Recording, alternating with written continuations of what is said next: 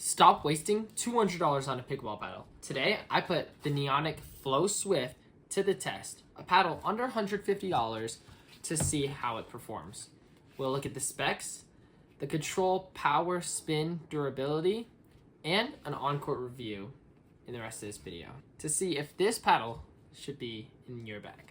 The truth is, most paddles under $150 feel cheap. They have dead sweet spots, weak grips, poor spin, and if you're just starting or improving your game, a bad paddle can hold you back. So finding one that gives you power, spin, and control without breaking the bank, that's huge. Out of the box, here's what stood out right away. First is going to be the handle. It has one of those longer handles, which is perfect for those two-hand backhands. And then also it's just more cushion and it feels very durable.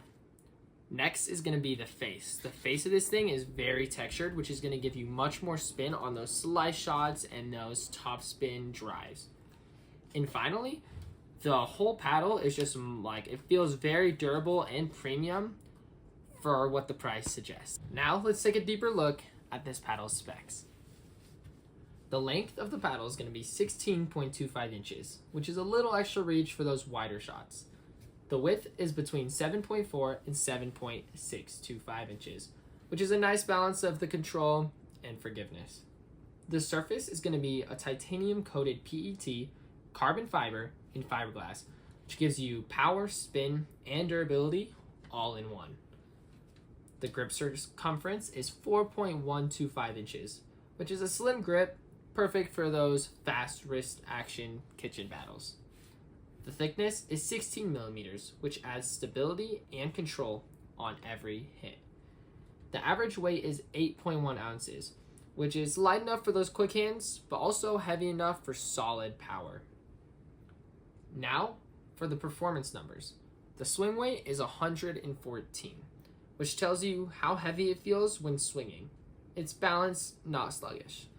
And the twist weight is 6.3, meaning less twisting on off-center hits, so a little more forgiveness. And finally, it is built with a thermoformed unibody with foam-injected edges. This is a high-tech construction for extra strength, pop, and stability.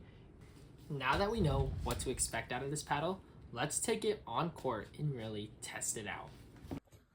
Right away, you can tell that this paddle has a bunch of spin on it. The really gritty face transfers to the ball very well. The paddle also feels very good when just hitting the ball in general. It's really forgiving. It feels very solid. Like my cheaper paddles, they kind of feel hollow and the handle doesn't really feel connected with the face, if that makes sense. And the ball doesn't always go where you want, even though you hit the same shot, which is not an issue that I've noticed at all with this paddle. This paddle holds up very well compared to any $200+ paddle I've tried, and honestly, I can't tell a difference. Now, this voiceover has been about 2 months after the original clips were recorded, and this has still been my main paddle since the day I got it. Anytime I go in my bag, 10 out of 10 times, I'm reaching for this paddle. It hasn't had any issues. The handle's still great. The face, there's no core crushing.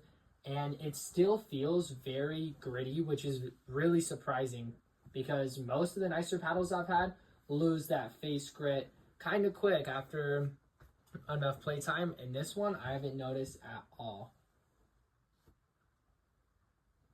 It's really a great paddle, and Neonic is a great underground pickleball brand.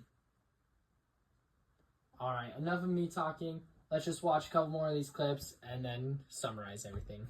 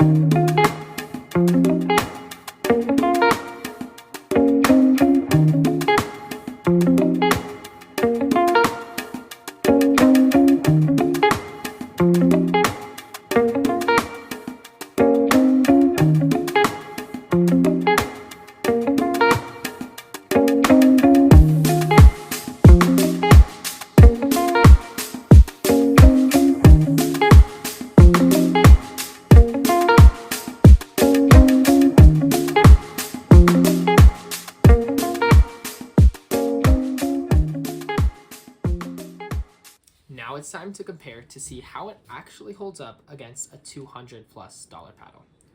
We have the Flow Swift against the 6-0 Ruby Infinity. First, let's talk about control. The Neonic Flow Swift makes it really easy at those kitchen battles to hit those consistent and accurate dings. The Ruby Infinity, on the other hand, is a little more inconsistent and it's a little harder to aim, where each shot might be a little off than what you were hoping for. Next, let's talk about forgiveness. The Neonic Flow Swift, when you hit the ball, has much more forgiveness, where if I mess up my head a little, the ball won't be fully messed up. The Ruby Infinity, on the other hand, is not much like that. If you hit the ball wrong, the ball will go a different direction and it'll show. Finally, let's talk about the pop and the power. The Neonic Flow Swift has a very powerful shot, and when you hit it right where you want it, the ball will go much faster. The Ruby Infinity is very similar, and I would say even has a little bit more of that pop and power. But overall, looking at everything, the Neonic Flow Swift packs a punch for its price range. So who's this paddle going to be for? If you're a beginner, this is a perfect first serious paddle. If you're an intermediate, this is a great paddle to upgrade your current one to without overspending. And even if you're an advanced player, this paddle is a great backup option to have whenever needed. So this paddle is really one for everyone. So is this the best paddle under $150? For me, it's a yes. It delivers that premium level performance at a price range that just makes sense for a pickleball paddle. If you want those pro level features without that pro level price tag, this is the paddle for you. I'm going to drop a link below where you can check out this paddle. If you use the code PresidentPickle at checkout, you get another 10% off, just making this even better of a budget paddle. And hey, what paddle are you using right now? Make sure to leave it in the comments, like and subscribe, and I'll see you in the next video where I compare the Flow Swift against the Flow Prime.